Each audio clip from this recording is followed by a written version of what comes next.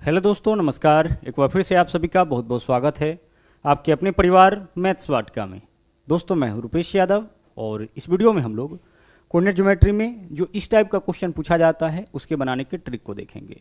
यह जो क्लास आप देख रहे हैं वो मिशन गुरुकुल 2022 के अंतर्गत, जिसकी प्लेलिस्ट का लिंक आपको इस वीडियो के डिस्क्रिप्शन में मिल जाएगा। यह आपका कोऑर्डिनेट का दूसरा क्लास है। पहले क्लास का लिंक भी आपको इस वीडियो के डिस्क्रिप्शन में मिल जाएगा। तो आइए शुरू करते हैं आज के क्लास को। देखिएगा, पहला क्वेश्चन आपके सामने है। यहाँ पे देखिएगा बोला क्या है। बोला है उस बिंदु के निर्देशांक क्या होंगे जो बिंदु -7, 6 और 5, 0 को जोड़ने वाले रेखाखंड को आंतरिक रूप से 1:3 के अनुपात में विभाजित करता है।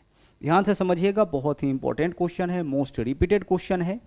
ठीक है, पिछले क्लास में हमने आपको बताया था कि अगर किसी त्रिभुज के तीनों शीर्षों का निर्देशांक दे रखा हो, उस केस में आप कैसे आसानी से कम समय में उस त्रिभुज का क्षेत्रफल निकालिएगा, है ना। बहुत ही इंपॉर्टेंट क्लास आपका वह भी था। अगर आपने उसको नहीं देखा है तो उसको जरूर देखिएगा।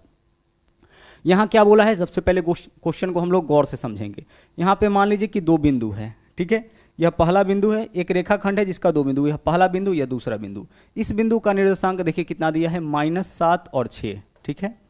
और यहाँ पे जो बिंदु है, इस बिंदु का निर्देशांक आपका दे रखा है 5 और 0।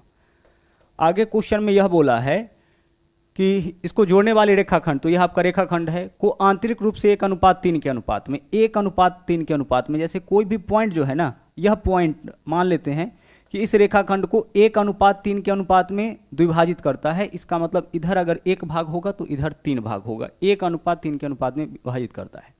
तो हमें इसी पॉइंट का बताना है, इसी पॉइंट का निर्देशांक, इसी पॉइंट का हमें क्या बताना है, इसी पॉइंट का हमें कोऑर्डिनेट बताना है। तो इस पॉइंट का जो कोऑर्डिनेट होगा उसको हम यहाँ पे मान लेते हैं x, y। तो हमें क्या बताना है इस क्वेश्चन में, x, y का वैल्यू बताना है। ध्यान से समझिएगा, जब भी कोई कोऑर्डिनेट लिखा जाता है, निर्देशांक लिखा जाता है, तो उसमें पहले x का वैल्यू होता है, बाद में y का वैल्यू, ठीक है। यहाँ भी पहले किसका वैल्यू होगा, पहले x का वैल्यू और बाद में y का वैल्यू होता है। हमें देखिए करना क्या है, बहुत ही ध्यान से आप इसको समझिएगा। करना क्या है कि हमें x और y दोनों का मान पता करना है। तो जब आपको x का मान पता करना होगा ना, तो केवल आप x को यूज करिएगा, y को यूज मत करिएगा। जब आपको x का मान पता करना होगा तो केवल किसको यूज करेंगे हम लोग, केवल x को यूज करेंगे। तो देखिए इसमें x का वैल्यू कितना है, -7। इस कोऑर्डिनेट में x का वैल्यू क्या है, 5। और यह तो आपका अनुपात दे रखा है, यह कोऑर्डिनेट नहीं है, ध्यान रखिएगा, यह क्या है, अनुपात है। करना क्या है कि इस वाले से एक बार गुना करिएगा इसमें, यानी इसके जस्ट बाद वाले में। x को लेना है, y को मत लीजिए। तो -7 से 3 में गुना करिए, कितना हो जाएगा, -21 हो जाएगा, ठीक है, -21। अब आपको यहाँ पे क्या लिखना है, प्लस। अब इसमें से x को उठाइए, x का मान क्या है, 5, और इससे गुना करिएगा इसके बाद वाला में, ठीक है। -7 से बाद वाला रेशियो में, 5 से पहले वाला रेशियो में, उल्टा काम करना है।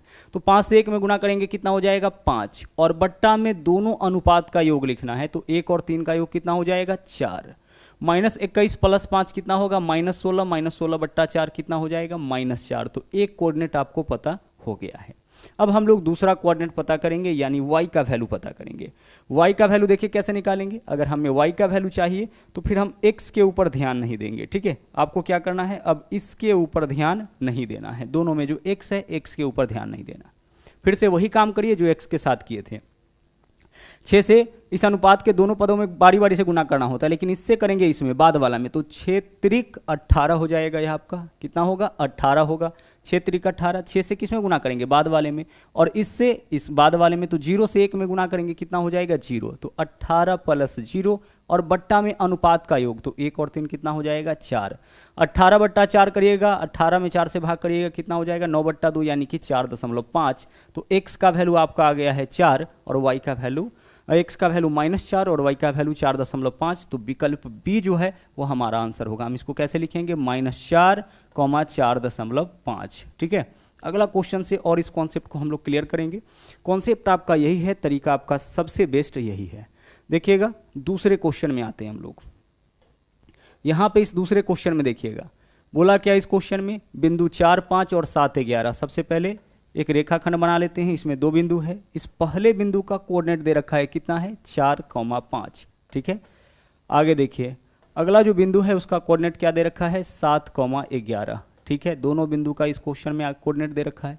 बोला है जुड़ा रेखाखंड किस बिंदु के किस बिंदु पर अनुपात 2:1 में 2:1 में यहाँ पे किस अनुपात में बांटता है, 2:1 में। 2:1 में बांटने का मतलब है कि इस पॉइंट से यह जो पूरा रेखाखंड है वो 2:1 के अनुपात में बटेगा।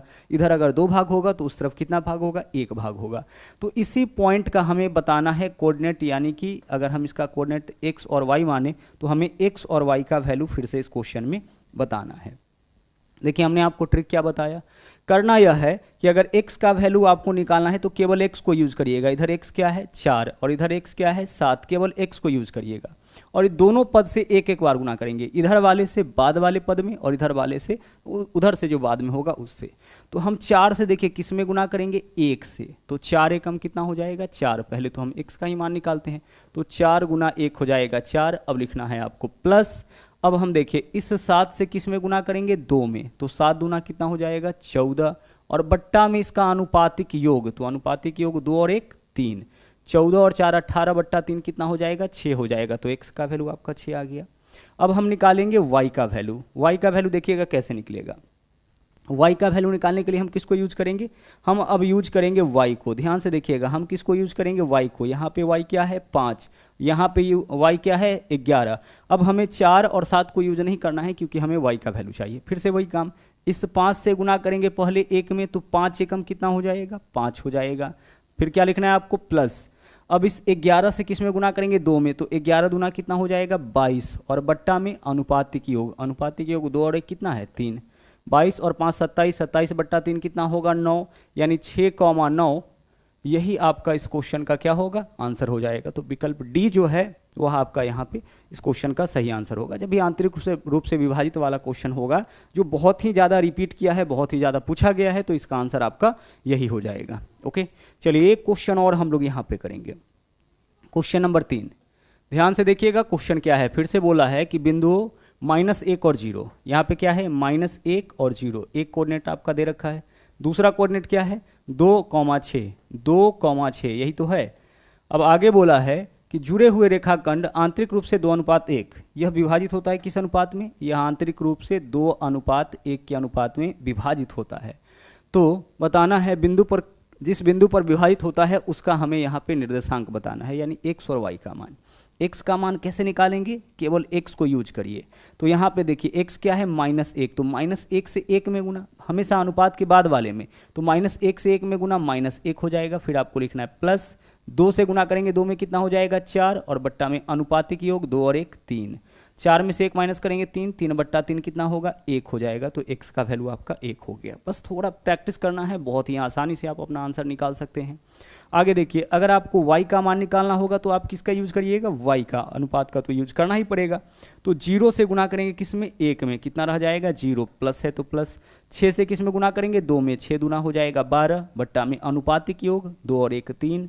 12 बट्टा 3 कितना होगा 4। तो हमारा जो आंसर होगा इस बार क्वेश्चन का वह क्या होगा 1:4 के अनुपात में। यह जो पॉइंट होगा, जो जहाँ से 2:1 के अनुपात में विभाजित हुआ है, उस पॉइंट का जो निर्देशांक होगा, जो कोऑर्डिनेट होगा, वह आपका 1 और 4 हो जाएगा। यानी विकल्प सी जो है वह आपका इस क्वेश्चन का सही आंसर हो जाएगा। तो यह था आपका आज का आखिरी क्वेश्चन। इस वीडियो में इतना ही। और हाँ, अगर आप हमारे चैनल पर नए हैं तो इस चैनल को सब्सक्राइब जरूर करें। इसके अलावा लाइक और शेयर करते रहें। तो मिलते हैं अगले वीडियो में फिर से कुछ नए कॉन्सेप्ट के साथ। थैंक यू, जय हिंद।